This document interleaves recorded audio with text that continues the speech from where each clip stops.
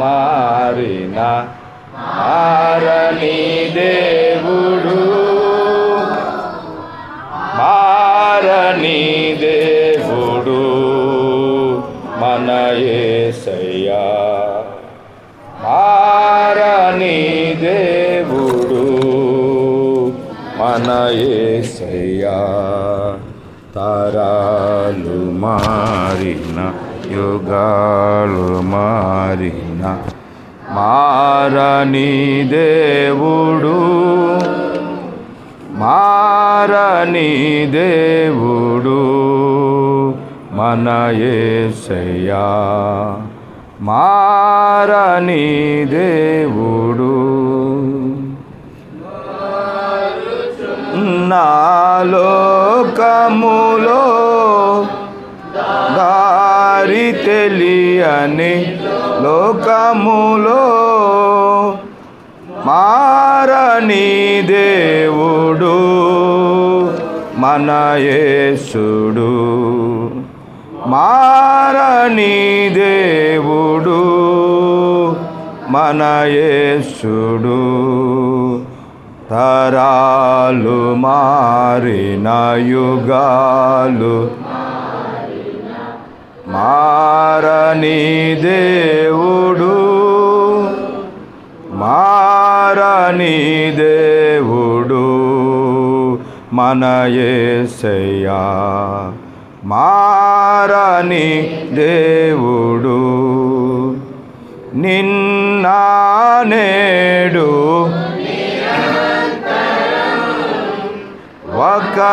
ఒకటైయున్న యేసయ్యా. నిన్న నేడు నిరంతరం ఒకటైయున్న యేసయ్యా. మారని దేవుడు మన దేవుడు. మారని దేవుడు మన దేవుడు. తరాలు మారిన యుగాలు మారిన మారని దేవుడు, మారని దేవుడు మన యేసయ్యా. మారని దేవుడు మన యేసయ్యా. అవును ప్రియులారా, మారని ప్రభు దినాలు సంవత్సరాలు మారుతూ ఉంటాయి. మన స్థితిగతులు మారుతూ ఉంటాయి. మన జీవిత విధానంలో ఎన్నో ఆటుపోట్లు, సమస్యలు, ఇబ్బందులు, తుఫానులు, చల్లటి గాలులు, మంచి వాతావరణం, వెట్ట కలిగించే వాతావరణం ఇవన్నీ ఉన్నా మన ప్రభువు మాత్రం మారని. ఇటువంటి దేవుణ్ణి మనం కలిగి ఉన్నాం. ఇట్టి దేవుడు కాగల జనులు ధన్యులు. దేవుని పిల్లలుగా మనకి ధన్యత, ఆశీర్వాదం ప్రభు ఇచ్చి, అందుకే ఈ ప్రభువుకు స్తోత్రాలు చెల్లిస్తున్నాం. ఈ 2022వ సంవత్సరంలో అయినా మన తీర్మానాలు సరిగా ఉండాలి, ప్రభు కొరకు నమ్మకంగా ఉండాలని, ప్రభు ఆశించిన తీరులో మనం జీవించి మహిమార్థమై ఉందాం. ప్రియులారా, మరి ఈ నియామకుడికి గమనించి శుక్రవారం ప్రార్థన విజ్ఞాపన కూడికి రమ్మని ప్రభు పేట మనం చేస్తున్నాం. ప్రార్థన చాలా విలువైంది. ప్రార్థన లేకపోవటమే విశ్వాస జీవితంలో ఉన్న లోటు. సంఘపరంగా ప్రార్థన అనేది చాలా ప్రాముఖ్యమైనది. విశ్వాసుల ప్రార్థన బలమైంది. అది ఎక్కడిద్దరు ముగ్గురు చేరి అనేక మంది చేరి ప్రార్థన చేస్తారో అది దేవుని అద్భుతమైన కార్యాలు చూసే విధంగా ప్రార్థన ద్వారా ఫలితాలు ఉన్నాయి. దేవాది దేవుడు ఆ రీతిగా మనకు సహాయం చేయనుగాక. మరి చిన్నపిల్లల సండే స్కూల్ పరిచర్య కూడా ఆగిపోయింది. ఈ భయంకరమైన కరోనా ఈ 2022 సంవత్సరంలో కనబడకుండా పోవాలని ప్రార్థన చేద్దాం. మన దేశం, మన రాష్ట్రం, మన పట్టణం మాత్రమే కాదు, లోకంలోనే ఈ వైరస్లు తగ్గాలి, వైరస్ పోవాలి. లోకంలో తెగుళ్ళు పోతే అంతా బాగుంటుంది, మన దేశంలో కూడా తెగుళ్ళు పోవాలి. కాబట్టి ఇటువంటి భయంకరమైన దినాల్లో ప్రభువు తన బాహుల్యం మనకు చూపి మనల్ని బలపరచి కావలసిన క్షేమము, ఆరోగ్యము, సంతోషము, సమాధానం, నెమ్మది, మేలు, ఆశీర్వాదకరమైన తన పాద సన్నిధిలో బలముగా పనిచేసే విధంగా ప్రభువారు మనకు సహాయం చేయనుగా. కొద్ది నిమిషాలు దేవుని వాక్యం వినాలని ఆశపడుతున్నాను. దయచేసి గమనించండి, మీ గ్రంథాలు తెరిచి చూడమని వేడుకుంటున్నాను. పరిశుద్ధ గ్రంథం తెరిచి చూడండి. సమూయేలు మొదటి గ్రంథం, మొదటి సమూయేలు గ్రంథం 17వ అధ్యాయం. సమూయేలు మొదటి గ్రంథం 17వ అధ్యాయం.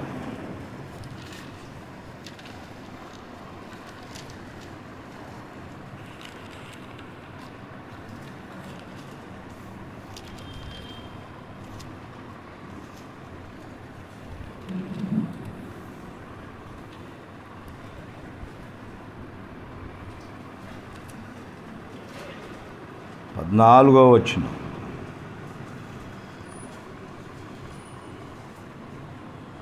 పద్నాలుగో వచనం, 14-15.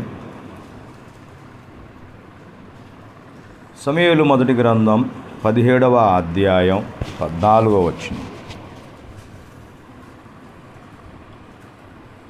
దావీదు కనిష్ఠుడు. పెద్దవారైన ముగ్గురు సౌలు వెంటను పోయి ఉండిరి గాని దావీదు బెత్లెహేములో తన తండ్రి గొర్రెలను మేపుచు సౌలు నొద్దకు తిరిగి పోవచ్చు వచ్చుచూ నుండెను. మొదటి యోహాను పత్రిక 4వ అధ్యాయం. క్రొత్త నిబంధనలో యోహాను మొదటి పత్రిక 4వ అధ్యాయం 4వ వచనం. 4:4.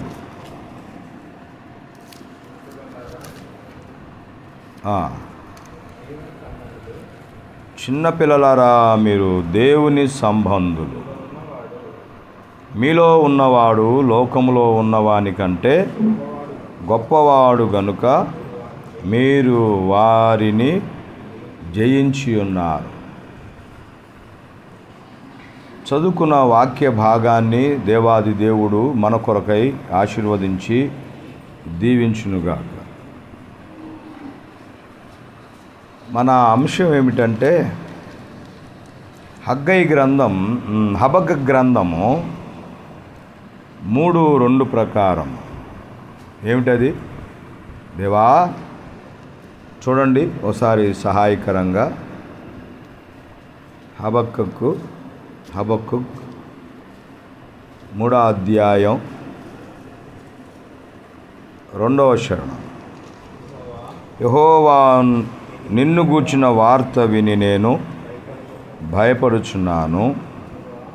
యెహోవా సంవత్సరములు జరుగుచుండగా నీ కార్యము నూతనపరచుము.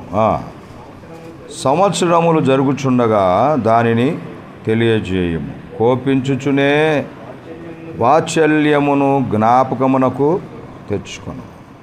మన క్యాలెండర్స్ మీద మీరు క్యాలెండర్లు చదువుకునే అలవాటు చేసుకోండి. నేను కూడా క్యాలెండర్ చదువుతాను. క్యాలెండర్లో వాక్యం ప్రతి దినం చదువుతాను. అవి నా మైండ్లో ఫీడ్ అయిపోతాయి. కంఠస్థం అవే. అసలు చిన్నపిల్లలకు నేర్పిస్తే కంఠస్థ వాక్యాలు చెప్పమంటే రోజుకి ఎన్ని ఉంటాయ్యా? ఫిలిప్స్ అని ఎన్ని ఉంటాయి? నెలకి ఎన్ని ఉంటాయి? క్షమించండి, రోజుకి ఒకటైతే నెలకి 30, 31 కదా, 28 ఇలా 30 ఉంటాయి. అంటే నెలకి మీద రోజుకొకటి కంఠస్థం చేపిస్తే ఎన్ని వస్తాయండి? ఎన్ని నెల మీద ఎన్ని వస్తాయండి? సరే 30లో 15 మైనస్ చేయండి, ఇంకెన్ని ఉంటాయి?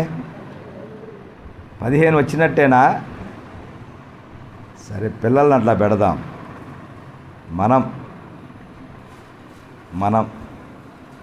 మనకి 15 వచ్చినట్టేనా? 15 కంఠస్థ వాక్యాలు, క్యాలెండర్లో వాక్యాలు మనకు వస్తాయా?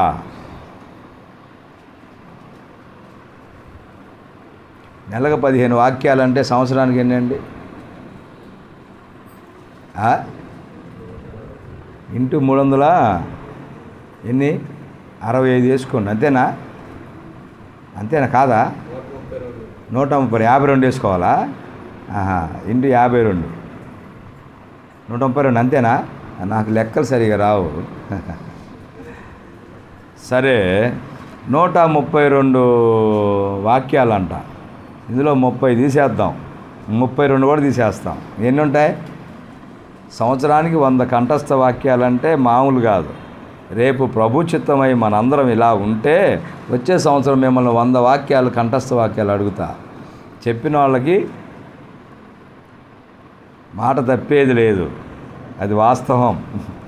మీకు బహుమతి ఇస్తా. ఇంతవరకు నాకు 119వ కీర్తన ఒకరైనా చెప్తారేమో అని ఆశపడ్డా.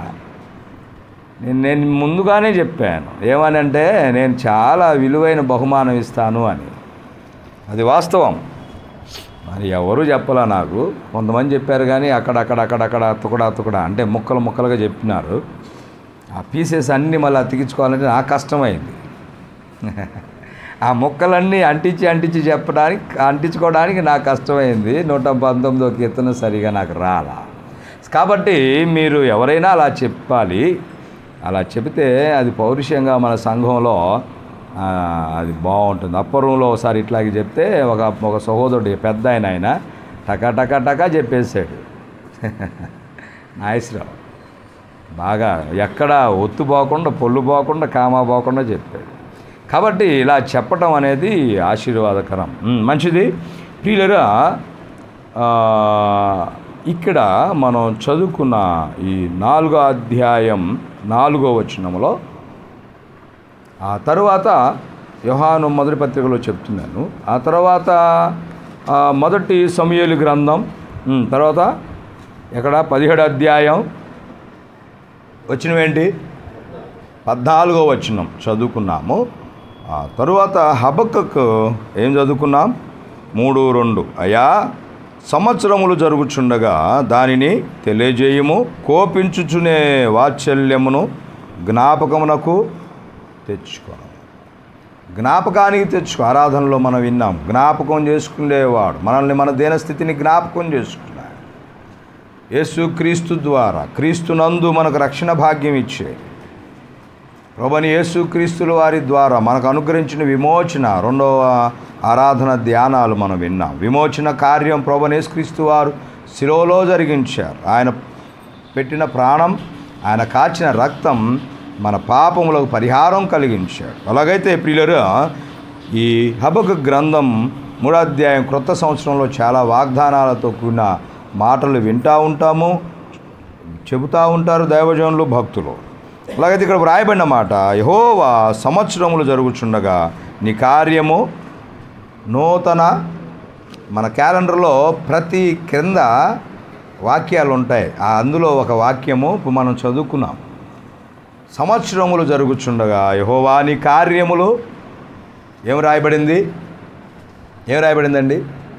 నూతన పరుచుము. ఇప్పుడు వల్ల మన పాఠంలోకి గమనిస్తే, భక్తుడు ఇక్కడ దేవుడు కోపపడ్డాడు ప్రజల మీద. కోపపడి పనిష్మెంట్ ఇచ్చాడు, బాధ పెట్టాడు, ఇబ్బంది కలిగించాడు, వారిని చక్కపరిచాడు, క్రమపరిచాడు, బాగు చేశాడు. అందుకనే దేవుని వాక్యం పేతురు గారు మొదటి పత్రికలో వ్రాయబడింది ఏమిటంటే, నశించిపోవు సువర్ణము ఏమిటండి? అగ్ని పరీక్ష వలన ఏమవుతుంది? తేటపరచబడుతుంది. అది నశించిపోకుండా ఆ అగ్ని ద్వారా పుటం వేయబడిన కొలిమిలో అది శుద్ధి చేయబడి బాగవుతుంది. దాని యొక్క రూపం బయటకు వస్తుంది. దానిలో ఉన్న మట్టి అంతా పోయి శుభ్రమవుతుంది, బాగవుతుందని చూసాము. పిల్లరా, అది బాగు చేయబడే సువర్ణం, బంగారం చెవులకి, ముక్కులకి, చేతులకి, నడుముకి, మెడలో వేసుకుంటారు కదండి. అవి వేసుకుంటే బంగారం అట్లాగే అది కనబడేది. అది మామూలుగా తీసినప్పుడు అట్లా ఉండదు, మట్టిలాగా ఉంటుంది. అది ఒక రాయి కరిగిస్తే ఆ మట్టి అంతా పోతే దాని ఆకారాన్ని ఒక వస్తువు తయారు చేస్తారు. అలాగే ఒక విశ్వాసి ప్రభువుని ఎరగక ముందు లోకంలో ఉన్న వ్యక్తులు రక్షింపడానికి యేసు ప్రభు వారు తన ప్రాణం పెట్టి రక్తం కాచి అమూల్యమైన రక్తధారల చేత కడిగి పరిశుద్ధపరిచాడు. ఆ రక్తంతో పరిశుద్ధులుగా, నీతిమంతులుగా ప్రభువు చేశాడు. తద్వారా దేవుని ప్రజలు నీతిమంతులయ్యారు, పరిశుద్ధులయ్యారు. దేవుని ప్రజలు పరిశుద్ధులైన తర్వాత కొన్నిసార్లు ఈ లోకంలో మనం ఉన్నాం. తామర పువ్వు ఎక్కడ ఉంటుంది? ఏంటక్క అమ్మా, ఎక్కడ ఉంటుందమ్మా? వాటర్లో ఉంటుందని ఈ అబ్బాయి చెప్పేశాడు గట్టిగా. ఎక్కడ ఉంటుంది అది? ఏ వాటర్? అది మురికి నీళ్ళల్లో ఉంటుంది, డ్రైనేజ్ వాటర్లో ఉంటుంది. అది మురికి నీళ్ళల్లో ఉండే తామర పువ్వు నీళ్ళల్లో ఉండదు. అది ఎక్కడ ఉంటుంది? పైకి ఉంటుంది. దాని రూపం అందంగా కనిపిస్తుంది. అది పైకి ఉంటేనే దాని రూపం కనపడుతుంది. నీళ్ళల్లో మునిగుంటే కనపడుద్ది నాచు బట్టి, పాచి బట్టి కదండి. ఆ పువ్వు తన రూపం, తన వర్ణన, తన యొక్క ఆకారం, తన అందం పోగొట్టుకుంటుంది. అలాగే విశ్వాసి కూడా ఈ బురద లోకంలో ఉంటే, లోకంలో ఈ పనికిరాని లోకంలో పనికి రాకుండా పోతారు విశ్వాసులు. బురద అంటుద్ది, మురికి అంటుద్ది, దుర్వాసన కొట్టుద్ది. అయ్యో, దా పువ్వు ఎవరు ఆశపడరు, కోరుకోరు. అది ఏ వైద్యానికి పనికిరాదు. పైకుంటే వైద్యానికి కూడా పనికొస్తుంది. తామర పువ్వు చాలా సబ్బుల్లో వాడతారు, అది చాలా మంచిది. అలాగైతే మనం కూడా ప్రభువుని ఎరిగిన దేవుని ప్రజలు ఎప్పుడు కూడా బురద లోకంలో పైకే ఉండాలి, కానీ బురదలో మునిగిపోతే ఏమైపోతుంది? కుళ్ళిపోతుంది. సహవాసం యొక్క విలువ అంత గొప్పదన్నమాట. ఇప్పుడు మన పాఠంలోకి వెడుతున్నాము. దేవాది దేవుని యొక్క ఉద్దేశము ఈ భూమి మీద, దేవుడు తన ప్రజలు భూమి మీద భూలోకంలో మునిగిపోతున్నప్పుడు కోపపడి దాన్ని మళ్ళీ బయటికి తీసుకొస్తాడు. దాన్ని బయటికి తీసుకురావడానికి దాన్ని కొన్ని ప్రత్యేకమైన స్థితిగతులు ఏర్పాటు చేస్తాడు. అందుకనే భక్తుడు అన్నాడు, అయ్యా కోపించుచునే ఏం చేస్తాడు ఆయన? వాత్సల్యత చూపేవాడవు నువ్వే కదా. కాబట్టి ఏం రాయబడింది?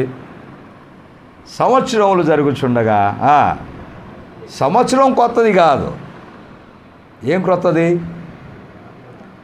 ఏం కొత్తదండి? ఆయన పని క్రొత్తది, ఆయన వర్క్ క్రొత్తది, ఆ పని క్రొత్తది. That is new work. ఏది? దేవుడు చేసే పని. దేవుడు చేసే పని క్రొత్తది. ఎవరిలో? లోకంలో ఉన్న తన పిల్లల పట్ల. మనలో దేవుని కార్యాలు క్రొత్తగా చేయాలని ఇష్టపడుతున్నాడు ఆయన. నీలో ఒక క్రొత్తదనాన్ని తీసుకురావడానికి ఇష్టపడుతున్నాడు. ఆ క్రొత్తదనం ఎవరి ద్వారా అయినా చేస్తాడు. అది చిన్న వస్తువు కావచ్చు, చిన్న వ్యక్తులు కావచ్చు.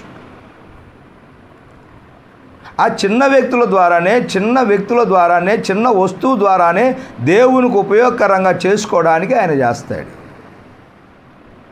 కాబట్టి నా ప్రియ సోదరులరా, దేవుడే మన జీవితంలో, నీ జీవితంలో, ఎవరి జీవితం అయినా ఒక క్రొత్త పని చేయాలి. అందుకని అన్నాడు, సంవత్సరాలు జరుగుతున్నాయి, మీద పడుతున్నాయి, ఎన్నెన్నో సంవత్సరాలు వస్తున్నాయి, వయసు పెరుగుతుంది, వయసు పెరుగుతూ ఉంది. మనలో ఏం పెరగాలి అంటే విశ్వాసం పెరగాలి, భక్తి పెరగాలి, పరిశుద్ధత పెరగాలి, దేవుని క్రియలు, సత్క్రియలు పెరగాలి. ఈ క్రియలు మనలో పెరగాలి అంటే మనలో ఆ వ్యక్తి ఉండాలి. ఎవరైనా?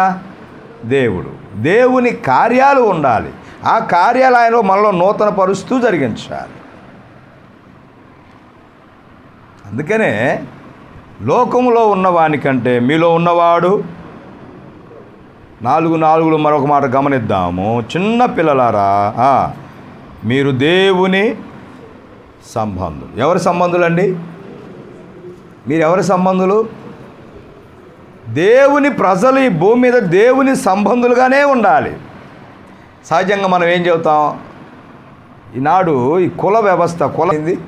రాజకీయ నాయకుల్లో, సంఘాల్లో నేను ఫలానా, నా జాతి ఫలానా, నా కులం ఫలానా, వాళ్ళనే గౌరవిస్తాం, వాళ్ళనే హెచ్చుగా చూస్తాం, వాళ్ళనే ఎవరికి వాడుగా చూస్తూ ఉంటారు. ఈ లోకం అలా అయిపోయింది. అయితే దేవుడు ఆయన పిల్లలుగా ఎప్పుడు చేయబడతామో, ఆయన పిల్లలుగా ఎప్పుడు ఆయన రక్తంతో కడగబడి పాప క్షమాపణ పొంది పరిశుద్ధులుగా నీతిమంతులుగా చేయబడతారో అక్కడ రాయబడింది, చిన్న పిల్లలారా మీరెవరు సంబంధులు? ఎవరి సంబంధులు అండి? దేవుని సంబంధులు. ఫలానా కులానికి సంబంధించిన వ్యక్తులని చెప్పలా, ఫలానా పార్టీకి చెందిన వ్యక్తులని చెప్పలా, ఫలానా సంఘానికి చెందిన వ్యక్తులని చెప్పలా. యేసుక్రీస్తు ప్రభువులో ఉన్నవారు, ఆయన పవిత్రమైన నామంలో రక్తంతో కడగబడిన వారు ఎవరి సంబంధులు? దేవుని సంబంధులు. ఈనాడు మనం దేవుని సంబంధులం. దేవుని సంబంధులైతే వారిలో దేవుడు ఉండాలి. దేవుని సంబంధులు ఎవరు ఉండాలి? దేవుడు ఉండాలి. దేవుడు ఉన్నాడంటే ఆయన గొప్ప కార్యాలు నూతనంగా మనలో జరిగిస్తాడు. గత సంవత్సరం సువార్త పని చేయలేదా? మీరు ఇప్పుడు మనం చేద్దాం. యవనస్తులు సాయంత్రం 4 గంటలకు రమ్మని చెప్తే ఎవరు రారు. అయ్యా బయటికి వెళ్దాం, విజిటింగ్ చేద్దాం. ఈరోజు వస్తారా? వచ్చే వాళ్ళు చేతులు ఎత్తండి. సహోదరులను వద్దు, మిమ్మల్ని అట్ట పెడదాం. మీరు ఎందుకంటే సహోదరులు చాలా బలవంతులు. అమ్మ వాళ్ళతో పెట్టుకోకూడదు. ఏదైనా సహోదరులతో అన్న పెట్టుకోవచ్చు, కానీ వాళ్ళతో గెలవలేరు. జాగ్రత్త. సరే, సహోదరులు ఎంతమంది వస్తారో చెప్పండి, చేతులు ఎత్తండి. ఈరోజు నిజంగా 4 గంటలకి చిన్న విజిటింగ్, ఓన్లీ 5:30, 6 లోపే. ఎంతమంది వస్తారు? నిజంగా అడుగుతున్నా నేను. చేతులు ఎత్తండి అయ్యా. ఒక్క చేయి కూడా ఎత్తట్లేదు ఏందయ్యా? ఈ అబ్బాయి ఎవరు ఎత్తాడు? 1, 2, 3, హల్లెలూయా, 4 పైకి లెగిస్తున్నా. ఇంకా ఈ నలుగురేనా? ఇంతమంది కనపడుతున్నారయ్యా. తలదించుకోవాల్సి వస్తుంది. నేను కూడా తలదించుకున్నా, నేను ఎత్తుతా. Praise lord. సాయంత్రం రండి. 4:30 కల్లా మనం కొన్ని ఇక్కడ చుట్టుప్రక్కల ఇల్లులు దర్శించి పత్రికలు పంచుతాం. మంచిది. ప్రభునందు ప్రియులరా, దేవుని ఉద్దేశము నీ పట్ల జరగాలంటే దేవుడు నీలో కార్యం చేయాలి. నీలో చేయాలంటే ఆయన నీలో ఉండాలి. నీలో ఉంటే ఆయన కార్యాలు నూతనపరుస్తాడు. ఇప్పుడు మన సమూయేలు మొదటి గ్రంథం 17వ అధ్యాయానికి వెళదాం. మొదటి గ్రంథం 17, 14వ వచనం. దావీదు కనిష్ఠుడు. యెషయి కుమారులలో దావీదు ఎవరంట? 7 పెద్దవాళ్ళు ఉన్నారు. 8వ వాడు ఎవరు? దావీదు. కనిష్ఠుడంటే చిన్నవాడు. దావీదు చిన్నవాడు, కనిష్ఠుడు, ఆఖరివాడు. దేవాది దేవుడు ఒకవేళ మనం చదువు లేదు, మన జ్ఞానం లేదు, మనకు ఆలోచన లేదు, మనం ఉద్యోగస్తులం కాదు, లేకపోతే మనం పెద్ద వ్యాపారాలు కాదు అని అనుకోవడానికి వీల్లేదు. నీలోనే దేవుడు చిన్న గొప్ప పనులు చేస్తాడు. ఆయన కార్యాలు అద్భుతమైనవి. ప్రియ సోదరులేరా, ఈ సమయంలో దేవుని వాక్యాన్ని ఆలోచించేద్దాం. దావీదు అంత మాత్రమే కాదు, 15వ వచనంలో అతడు గొర్రెలు మేపువాడు అనే మాట రాయబడింది. ఏం మేపుతాడండి? గొర్రెలు మేపేవాడు.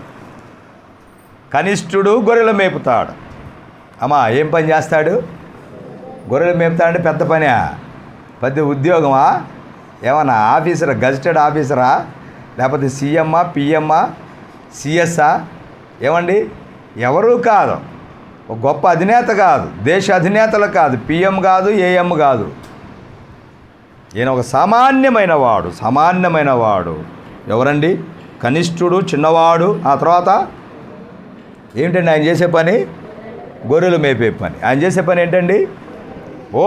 అయితే దేవుడు ఇలాంటి వ్యక్తుల ద్వారా గొప్ప కార్యాలు చేయడానికి ఇష్టపడుతున్నాడు. దేవుడికి కావాల్సింది చిన్న వస్తువు. దేవుడు చూసేది చిన్న వస్తువులు. ఆ వెధవరాలు లేకపోతే ఆ దీనురాలు కానుకల పెట్టెలో కానుకలు వేసింది. అప్పుడప్పుడు సామ్రాజ్య ఆంటీ చెప్తారు, సౌభాగ్యం ఆంటీ, అయ్యా దేవుడికి ఇచ్చే ఎవరికి కనబడకూడదు అయ్యా అని మొన్న మధ్య చెప్పారు నాకు ఆంటీ గిఫ్ట్ ఇస్తూ. అంటే దేవుడికి ఇచ్చే ఏం చేయకూడదు, ఎవరికి కనబడకూడదు. అయితే ఆమె వేసే కానుకలు ఎవరికి కనపడలా. ఎవరు వేసేవి? మీరు చాలామంది కొంతమంది కానుకలు ఇస్తారు, ఎవరికి కనబడవు కదండి. ఎవరికి కనపడతాయి? ఆమె వేసే కానుకలు అక్కడ ఉన్నవారు కొంతమంది చూసి ఇంతేనా అనుకొని ఉండొచ్చు, కానీ ఆమె ఎన్ని కానుకలు వేసిందంట? ఏమండి, ఎన్ని దేనారాలు? ఏమో నాకు అర్థం కావట్లా, ఈ మధ్య వినపట్టలేదులే. 2 కాసులు అండి. కాసులు అంటే మామూలు కాదు, మన రూపాయి కంటే మనం 1000 రూపాయలు 10,000 కంటే కదా ₹1,00,000 దగ్గర ఉంటుందేమో. ఆమెకున్న బంగారము, ఆమెకున్న వస్తువులు దేవునికి సమర్పించింది. అది ఎవరు చూడాల. చూసిన ఆయన ఎవరు? మన ప్రభు అయినా. ఎంత గొప్ప దేవుడండి. ఆ చిన్న కానుకలు లక్ష్య పెట్టాడు. అది ఒకవేళ ఇంకా అక్కడ వచ్చిన వాళ్ళు చాలా గొప్ప గొప్ప ఈవులు ఇచ్చుండొచ్చు, కానీ దేవుడికి ఆ చిన్న కానుకే కావాలి.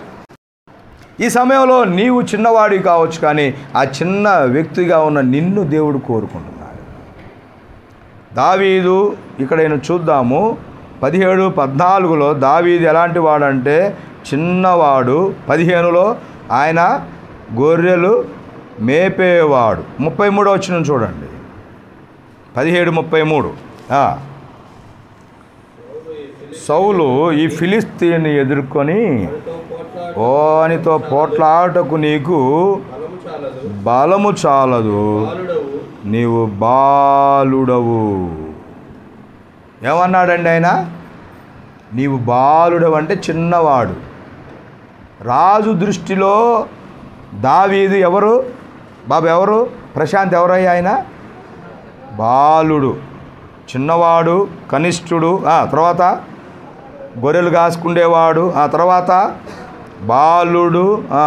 42వ వచనం, 42 చూస్తే అక్కడ కూడా రాయబడింది ఏమిటంటే అతడు బాలుడై, ఆ తర్వాత ఎర్రగా అందంగా కనిపిస్తున్నాడు. బాలుడు, ఎర్రటి వాడు, చిన్నవాడు, ముక్కు పచ్చలారని వాడు అనుకుందాం, చాలా చిన్నవాడు బాలుడు. ఈ బాలుడు యుద్ధ భూమికి వచ్చాడు, తన అన్నల క్షేమాన్ని తెలుసుకోవడానికి వచ్చాడు. వచ్చిన తర్వాత అక్కడ రాయబడిన మాట ఏంటి? బాలుడి మీద పెద్దవాళ్ళు కోపపడుతున్నారు. ఏమవుతున్నారండి? పెద్దవాళ్ళు కోపపడుతున్నారు. పెద్దవాళ్ళు ఎవరు? తన అన్నలు. 28వ వచనం చూస్తారా? 28వ వచనం, 17:28. అతడు వారితో మాట్లాడినది అతని పెద్ద అన్నయ్యగు ఎలియాబునకు వినబడగా, ఈయన పెద్దవాడు తన అన్నలలో. ఎలియాబునకు దావీదు మీద ఏమొచ్చింది? కోపం వచ్చి అతనితో, నీవిక్కడికి ఎందుకు వచ్చావు? అరణ్యములోని ఆ చిన్న గొర్రె మందను ఎవరి వశం? గొర్రెలు మేపకుండా నువ్వు ఇక్కడికి ఎందుకు వచ్చావు? ఎక్కడికి వచ్చాడు దావీదు? యుద్ధ భూమికి వచ్చాడు. ఘోరాతి ఘోరమైన యుద్ధం జరుగుతూ ఉంది ఫిలిస్తీన్లకి, ఇజ్రాయేళ్ళకి. ఆయన పెద్దయిన ఎలియాబు చూశాడు దావీదుని. అరే నువ్వెందుకు వచ్చావు ఇక్కడికి? పట్టుకుందామంటే పారిపోతున్నాడు, గుడుగుడు పరిగెడుతున్నాడు. ఈయన సైన్యంలో ఉన్నాడు కదా, పట్టుకుందామంటే పరిగెడుతున్నాడు. అరే ఎందుకు వచ్చావు? ఆ గొర్రెలు ఎవరి వశం చేసావు? ఎవరి దగ్గర పడేసి వచ్చావురా బాబు? ఆ మంద ఎలుగుబంట్లు వస్తాయి, సింహాలు వస్తాయి, తినేస్తాయి, ఎవరి వశం చేసావు? అయితే ప్రియులరా, అక్కడ చూస్తూ ఉన్నాము దావీదు మీద అలాగని ఆయన ఎలియాబు ఏం చేస్తున్నాడు? కోపపడ్డాడు. చిన్నవాడి మీద కోపం. అలాగైతే ఈ దినాల్లో చిన్నవారి మీద, చిన్న సంఘం మీద, చిన్న వ్యక్తుల మీద అమలరైలరా, మనం యోగ్యత ఏమీ లేకపోవచ్చు, కానీ ఘనత లేని వారిగా లేకపోవచ్చు, కానీ భూమి మీద ఆయా సందర్భాల్లో చాలామంది నీ మీద కోపపడవచ్చు, కానీ దేవుడు నీ పట్ల ఉన్నాడు, నీ అందన్నాడు. దావీదు మీద అన్న కోపగించుకున్నాడు. రాజు ఏం చేశాడంటే అతను చాలా తక్కువగా చూశాడు. 33 వచనం మళ్ళా చదువుతాం, ఇందా చదువుకున్నాం. 33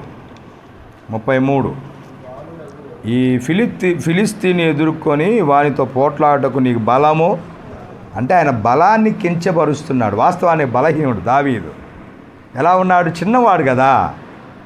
యుద్ధంలో అందరూ వీరులు ఉన్నారు, కండలు తిరిగిన బలమైన యోధులు ఉన్నారు, యుద్ధ సామర్థ్యం కలిగిన వారు, నేర్పరులైన వారు, కత్తి బాగా వాడగైన వారు, బిల్లు బాగా వాడగైన వారు, చక్కగా పని చేయగలిగిన వారు. అలాగైతే ఈ సమయంలో నీవు ఒకవేళ దేవుని పనికి వరకు ఉన్నట్లయితే ఈ భూమి మీద నువ్వు ఎన్నిక లేకపోయి ఉండొచ్చు. రాజు దృష్టిలో దావీదు ఎన్నిక లేనివాడు.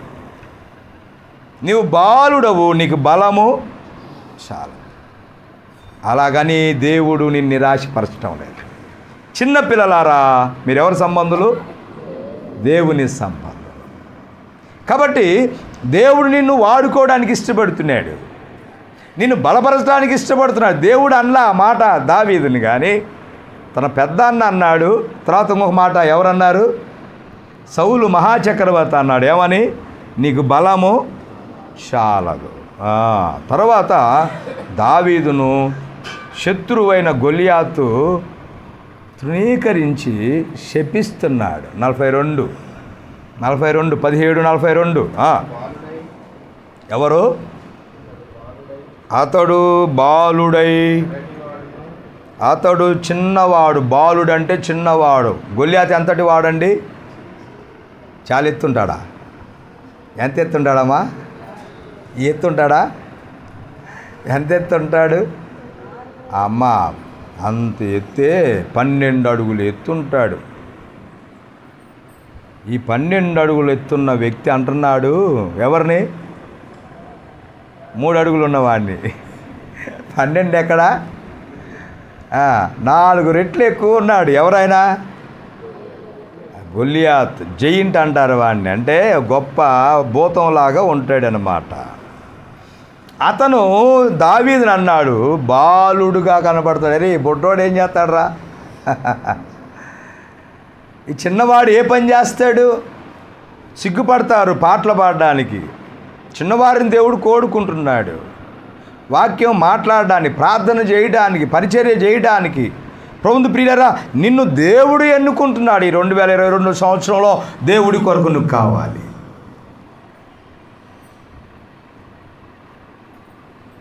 దావీదు చిన్నవాడు, బలహీనుడు, రెండవది శత్రువైన వాడు అంటున్నాడు. ఏమన్నాడు తెలుసా? ఈ బాలుడు ఎలా ఉన్నాడంటూ ఏమన్నాడండి? 42 కింద భాగంలో అతని తృణీకరించెను. తృణీకరించబడిన దావీదు ఏమయ్యాడండి? అమ్మా చెప్పండి అమ్మా. అప్పుడప్పుడు ఎందుకు అడుగుతున్నా అంటే మీరు నిద్రపోతారేమో అని. నిన్నంతా మెలకు ఉన్నారు కదండి, అందుకోసమని. దావీదు ఏమయ్యాడు? తృణీకరించబడ్డాడు. దావీదు తృణీకరించబడ్డాడు. అంత మాత్రమేనా? దావీదును శపిస్తున్నాడు. ఏమని?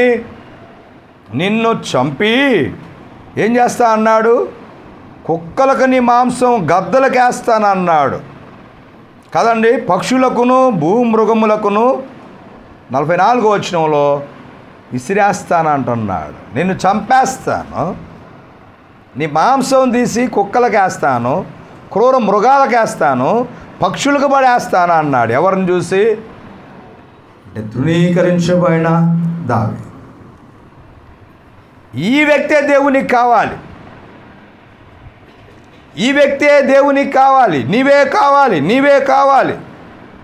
తన పని కొరకు విజయం చేయాలి అంటే ఈ చిన్న వ్యక్తులు, ఈ చిన్న వస్తువులు దేవుని కొరకు కావాలి. సరే, ఈ మాట దావీదు అన్నాడు, నేను వెళ్తాను యుద్ధానికి అంటే ఈ మాట ఎక్కడికి వెళ్ళిపోయింది? రాజుగారి సముఖానికి వెళ్ళిపోయింది. రాజుగారు ఆయన్ని పిలిచాడు. ఆ చిన్నవాడిని తీసుకురండి అన్నాడు. తీసుకొస్తే ఎర్రగా బుర్రగా తెల్లగా, ఒక పక్క చీమిడి కారుకుంటూ, నిక్కరకు దుడుచుకుంటూ, ఒక పక్క చెమట దుడుచుకుంటూ అలా కనిపించాడు. ఏమయ్యా నువ్వు ఎప్పుడన్నా యుద్ధం చేసావా? చేశాను సార్ అంటున్నాడు. ఏం చేశాడంట? ఎక్కడ యుద్ధం చేసావయ్యా బాబు అన్నాడు. నేను సింహాన్ని చంపాను సార్ అన్నాడు. ఓ రాజా, నేను సింహం చంపావా? అరే నేనే ఇంతవరకు చంపలేదు కదా, నాకు అది కనపడితేనే భయం. ఎట్లా చంపాడు? నా గొర్రెల మంద దగ్గరకు వచ్చింది. నా మందల్లో ఒక గొర్రె పిల్లను పట్టుకొని పరిగెడుతుంటే దాన్ని నోరు పట్టుకొని, ఓ బాలుడే కానీ బలాఢ్యుడు.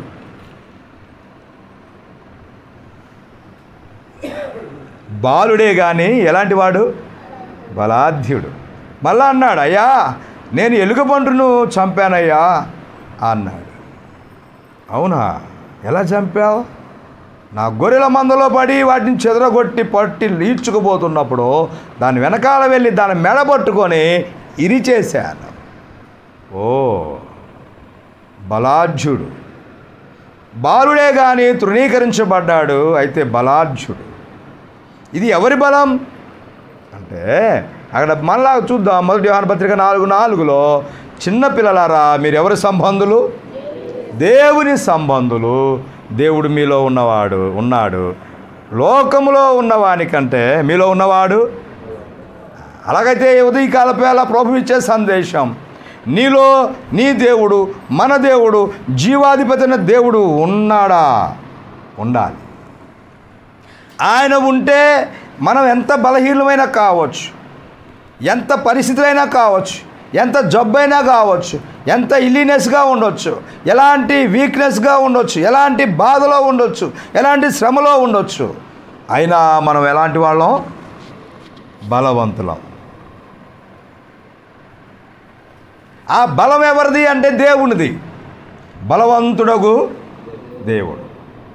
యెషయా గ్రంథం కదండి 9:6 రాయబడింది. ఎలాగనగా చెప్పండి అక్క, మనకు శిశువు పుట్టెను, కుమారుడు అనుగ్రహించబడెను, ఆయన భుజముల మీద రాజ్యభారం ఉండెను, ఆలోచనకర్త, నిత్యుడగు దేవుడు, సమాధానకర్త యొక్క అధిపతి, బలవంతుడగు దేవుడు. బలవంతుడగు దేవుడు, నిత్యుడగు దేవుడు, బలమైన దేవుడు. ఈ దేవుడు నీలో ఉంటే నీ బలహీనతను పారవతీస్తాడు, నీ బలహీనతను తీర్చివేస్తాడు. మనకు చాలా బలహీనతలు ఉండవచ్చు. 2021లో ఎన్ని సమస్యలు ఉన్నాయో, చాలా సమస్యలు, ఇంకా మగ్గిపోతుంటాం. ఈ 2022లో సమస్యలున్న మనలో ఉన్న దేవుడు ఎలాంటి వాడు? బలవంతుడు. ఇప్పుడు రాజు దగ్గరికి తీసుకొని వచ్చిన తర్వాత రాజు ఏం చేశాడంటే, సరేనయ్యా నువ్వు యుద్ధానికి వెళుతున్నావు కదా, ఆయన ఏమో యుద్ధ వస్త్రాలు వేసుకున్నాడు, ఆయన హెల్మెట్ పెట్టుకున్నాడు, అంటే శిరస్నానం పెట్టుకున్నాడు, ఆ తర్వాత యుద్ధ కవచం వేసుకున్నాడు, ఆయన దగ్గర బలమైన కత్తులు ఉన్నాయి, నువ్వు కూడా ఇదిగో నా బట్టలు వేసుకో, నా దుస్తులు వేసుకో అని ఆయన దుస్తులు ఇచ్చాడు. ఏ దుస్తులు ఇచ్చాడు? యుద్ధ కవచం ఇచ్చాడు. ఆయన యుద్ధపు బట్టలు ఇచ్చాడు, ఇనప కవచం, మోయలేనిది, బరువైనది. సౌలు మహావీరుడు. ఆయన సౌలేం సామాన్యుడు కాదు, ఆయన వీరుడు, యోధుడు, బరాటి మనిషి. ఆయన చొక్కా ఇస్తే చొక్కాలో మునిగిపోయి టపక్కన కింద పడ్డాడు. ఎవరైనా? దావీదు. దడేళ్ళ పడిదారు, ఈడేదో పడిపోయాడు, ఈడిని లేపండ్రా బాబు, లేపారు. లేపితే మునిగిపోయి ఉన్నాడు. రాజా నాకు ఇది వాడుక లేదు, నాకు ఇది పనికిరాదు, కత్తి తీసుకోయా. కత్తి మోయలేక మోసాడు.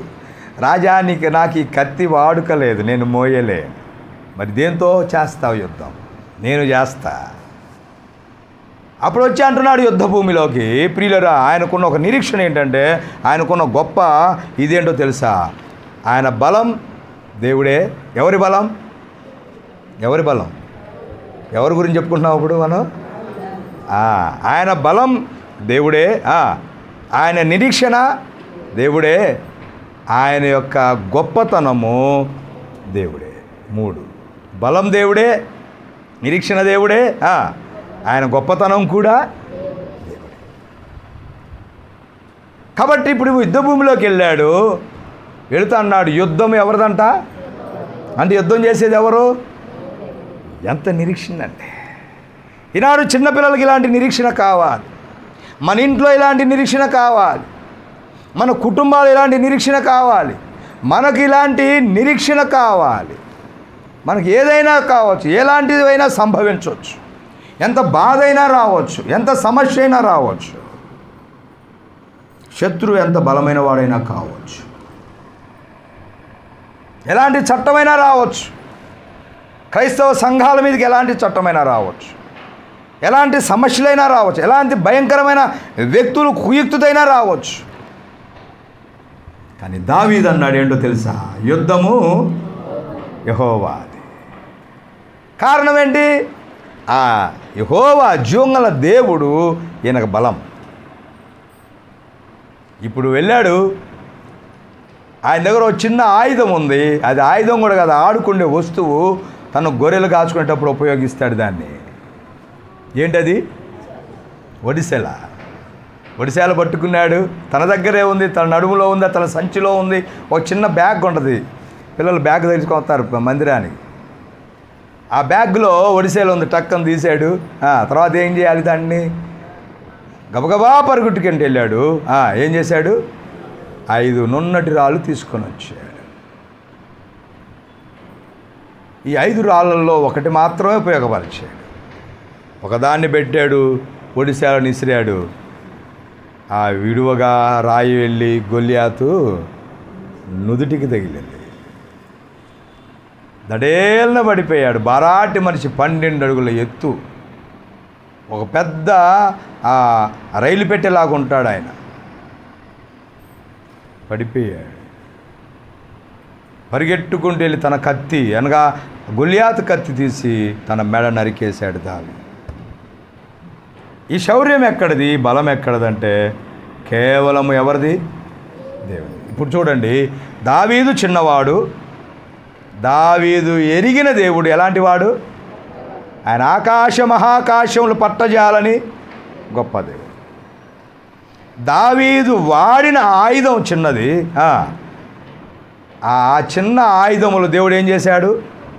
విజయం ఇచ్చాడు. నేటి దినాల్లో మన జీవితాలు కూడా ప్రభావితం అవ్వాలంటే, దేవా యెహోవా సంవత్సరములు జరుగుచుండగా నీ కార్యములు, ఇప్పుడు ఈ ఆయుధాలు నూతనపరిచింది ఎవరు? దేవుడే. అంత బలమైన సైన్యం దగ్గర ఆయన నూతనపరిచి ఆ బాలుని నిలబెట్టింది ఎవరు? దేవుడే. కాబట్టి లూకా సువార్త 12:32 రాయబడింది, చిన్న మంద ఏమన్నాడండి దేవుడు? భయపడకుడి, చిన్న మంద భయపడకుడి, ఇలాంటి వారిదే పరలోక రాజ్యము. ఈ చిన్నవారి ద్వారా దేవుడు కార్యం చేసే కార్యాలు అద్భుతం. కాబట్టి చాలామంది సంఘం చిన్నదని కొంతమంది ఆయా స్థలాలకు చెదిరిపోతూ ఉన్నారు. 100 మంది రావచ్చు, 1000 మంది రావచ్చు, 10,000 మంది, లక్షలు ఉండొచ్చు. కానీ భూప్రపంచంలో దేవుని సంఘం that is a little flag. చిన్న సంఘం, చిన్న మంద. ఈ చిన్న మందతో ప్రభు అన్నాడు, చిన్న మంద భయపడకుడి. అమలారా ఇలారా, కొన్ని సందర్భాల్లో నేను భయపడుతుంటా, అయ్యో మేము చిన్నవారిమే అని. పోషించేవాడు, నడిపించేవాడు, మన ద్వారా దేవుడు నీ ద్వారా గొప్ప కార్యాలు చేయడానికి ఇష్టపడుతున్నాడు. డబ్బా లేదా ఇస్తాడు ఆయన. మనం వెనకున్న దేవుడు గొప్ప దేవుడు. ఆయన అద్భుత కార్యాలు చేసే దేవుడు, విజయవంతమైన కార్యాలు చేసే దేవుడు. కాబట్టి దేవాది దేవుడు ప్రభు అయిన యేసుక్రీస్తుల వారు తన పిల్లల పట్ల ఆయన చేసే కార్యాలు అద్భుతమైన. మత్తయి సువార్త 22:19-20 వచనాలు. 22:19-20. మత్తయి సువార్త 22:19-20 వచనాలు.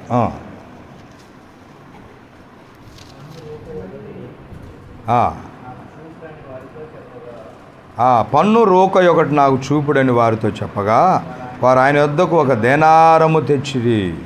అప్పుడు ఆయన, ఈ రూపమును పైవ్రాతయు ఎవరివని వారిని అడుగగా, వారు కైసరు అనిరి. అందుకు ఆయన, అలాగైతే కైసరవి కైసరుకును, దేవునివి. అక్కడ దేవునికి చెల్లించడానికి వాళ్ళ దగ్గర ఏముంది అడుగుతాం. ఆ రోకల మీద దేవుని ముద్ర ఏమైనా ఉంటుందండి? దీని అర్థం ఏంటో నాకు అర్థం కాల. ఈరోజు చాలాసేపు ఎప్పుడో లేచి చదువుతూ ఉంటే ఆ రోకల మీద, డబ్బుల మీద ఎవరి ముద్రలు ఉంటాయి? రాజు, ఈ దేశ అధినేతలే ఉంటాయి. మన దేశం మన దేశ రూపాయల మీద ఏముంటాయి? ఎవరిది ఉంటుంది బొమ్మ? మహాత్మా గాంధీది ఉంటుంది. ఇంకెవరిదని ఉంటుందా? దేవుని నేరం ఎక్కడ వేస్తారా? ఇజ్రాయెల్ దేశంలోనే ఇట్లా వాళ్ళు దీపస్తంభం ఒకటి వేస్తారు. ఈ విషయం ఏంటి ప్రభువా అంటే, దేవుని దగ్గర డబ్బే ఉందా? కానీ ఆయన అన్నాడు, ఈ వేల కొండల మీద పశువులన్నీ, ఈ డబ్బంతా నాదే, ఈ భూమి అంతా నాదే, ఆకాశం అంతా అసలు ఈ నాణ్యాలు కూడా ఆయనే. ప్రభు ఎంత జ్ఞానం! ఎవరి మీద ఉన్నాయి? ఎవరిది ఇది రూపం అంటే కైసరిదే అన్నాడు కదండి. కైసరిది కైసరికి ఇవ్వండి. దేవుని భాగం, దేవుడిచ్చేదంతా ఆయనదే. అబ్రహాం లింకన్ అన్నాడు, నన్ను ఈ స్థితికి తీసుకొచ్చిన దేవునిదే ఈ స్థానం అన్నాడు. ఆ కుర్చీ ఆయనదే. అమెరికా ప్రెసిడెంట్ కుర్చీ ఎవరిది? ఆయనదే. అసలు ఇజ్రాయెల్ రాజు కుర్చీ ఎవరిదండి? దేవుందే. అయితే వీళ్ళు కావాలని పెట్టుకున్నారు ప్రజలు. దావీదుకు సింహాసనం చాలా చిన్నది కుర్చీ, కానీ సొలొమోను సింహాసనం ప్రపంచములో ఉన్న రాజులందరికంటే చాలా పెద్దది. 6 మెట్లు అంట దానికి. 6 మెట్లకి 12 సింహద్వారాలు, 12 సింహాలు ఉన్నాయి. ఆ సింహాలు నిలబడి ఉంటాయి, చూస్తూ ఉంటాయి. అవన్నీ బంగారంతో చేయబడ్డాయి. ఈరోజు నేను చదువుతుంటే, అంటే నా వాక్య ధ్యానంలో, అవన్నీ బంగారంతో చేయబడ్డాయి. సింహాలను నిలబడి చూస్తున్నాయి. ఆయన కుర్చీ కూడా బంగారమే. ప్రపంచంలో ఏ అధినేతలకు లేదని రాయబడింది. దేవుడు ఎంత స్థానం ఇచ్చాడో తన కుమారుడికి. అలాగైతే రారాజైన ప్రభుని యేసుక్రీస్తుల వారి సింహాసనం అది అన్నిటికంటే గొప్పది. ప్రియులరా, ఆ సింహాసనాన్ని ఈ ఎన్నికలేని జీవితాలకు ఇచ్చాడు దేవుడు.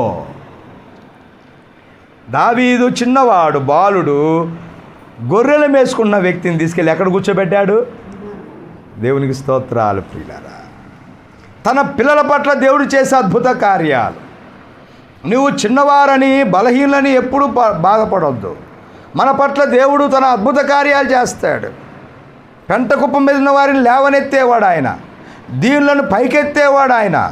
ఎప్పుడైతే నువ్వు విధేయుడివై ఉంటావో, దీనుడివై ఉంటావో, మన ప్రభువైన యేసుక్రీస్తు వారు దీనుడు. రోమాపత్రిక 5వ అధ్యాయం 9వ వచనం ప్రకారం ఆయన దీనుడు. ఫిలిప్పీ పత్రిక 2వ అధ్యాయం 8, 10, 12 నుంచి 13 వచనాల్లో ఆయన దీనుడైన వాడు. ఆయన సింహాసనం దిగాడు, వచ్చాడు, మానవుడిగా ఉన్నాడు.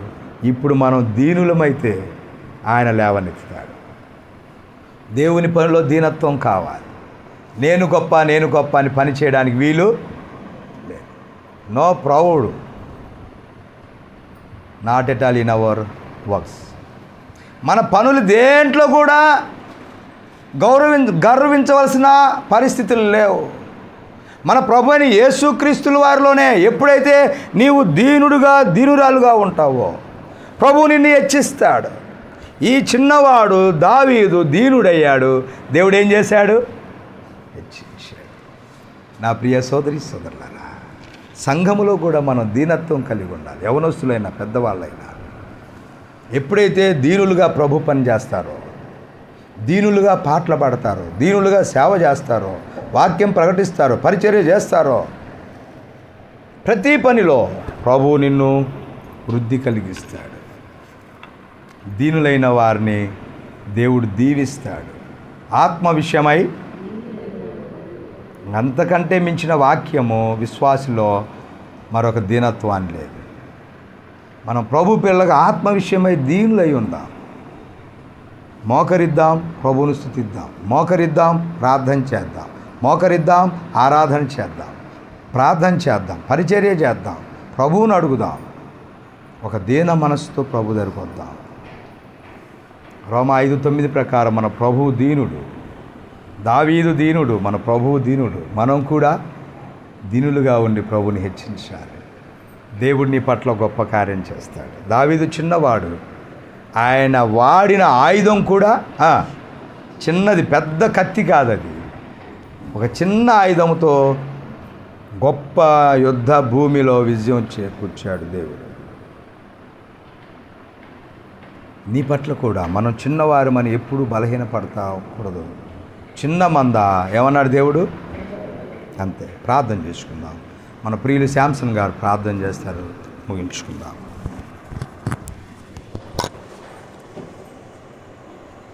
కళ్ళొచ్చినట్లయితే ప్రార్థన. మమ్మల్ని మిక్కిలిగా ప్రేమించిన మా ప్రియ పరలోకపు తండ్రి, జీవాధిపతి, నమ్మకమైన దేవా, నీ పరిశుద్ధ పాదములకు వేలాది వందనాలు, స్తుతులు, స్తోత్రాలు చెల్లిస్తున్నాం. దయగలిగిన తండ్రి, ప్రేమ కలిగిన ప్రభా, గడచిన కాలమంతా మీరు మాకు తోడుగా ఉండి చేసిన సహాయాన్ని బట్టి మీకు స్తోత్రాలు చెల్లిస్తున్నాం. వెనుక ముందు నైనా మీరు మాకు తోడుగా ఉన్నారు, ఆదరించారు, ఆశీర్వదించారు. సమస్త కార్యముల్లో ప్రభు మీరు ముందుగా ఉండి వాటిని చేసి నా తండ్రి అయ్యా మమ్మల్ని సజీవ సంఖ్యలో చేర్చినందుకు ప్రభు నీకు స్తోత్రాలు చెల్లిస్తున్నాం. మరి నా తండ్రి, దీనులమై నీ పాద సన్నిధానంలో చేరి నిన్ను ప్రార్థించే భాగ్యము, నిన్ను ఆరాధించే భాగ్యము, నిన్ను స్తుతించి ఘనపరిచి మహింపరిచే భాగ్యం మీరు దయచేసినందుకు ప్రభు నీకు స్తోత్రాలు. నైనా ఆరాధన అంతట్లో తోడుగా ఉన్నారు. స్తోత్రాలు ప్రభా. తిరిగి స్వార్థ విషయంలో నీ దాసుని నిలవబెట్టి నీ పరిశుద్ధమైన మాటలు, శ్రేష్టమైన మాటలు, జీవం గల మాటలు, బలమైన మాటలు నీ దాసుని ద్వారా మీరు మాట్లాడినందుకు ప్రభానికి స్తోత్రాలు చెల్లిస్తున్నారు.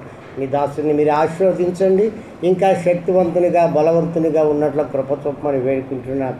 మరి ముఖ్యంగానైనా దీన సంఘాన్ని బట్టి నీ సన్నిధానంలో జ్ఞాపకం చేస్తున్నాం.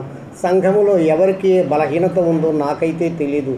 సమస్తం ఎరిగిన దేవుడు నీవు కనుక ప్రభువా, మరి నా తండ్రి ప్రతి ఒక్కరిని మీ పరిశుద్ధ హస్తాలతో ముట్టి ఆరోగ్యవంతులుగా, శక్తివంతులుగా, బలవంతులుగా నీ సన్నిధానములు ఎదిగే భాగ్యం దాయిచ్చేయమని వేడుకుంటున్నాం. దావీదు జీవితంలో చిన్నవాడునైనా చిన్నవాడిగా ఉంటున్నాడు, ఎటువంటి శక్తి లేని వాడిగా ఉంటున్నాడు. అటువంటి వాడిని ప్రభువా నీవు బలపరచి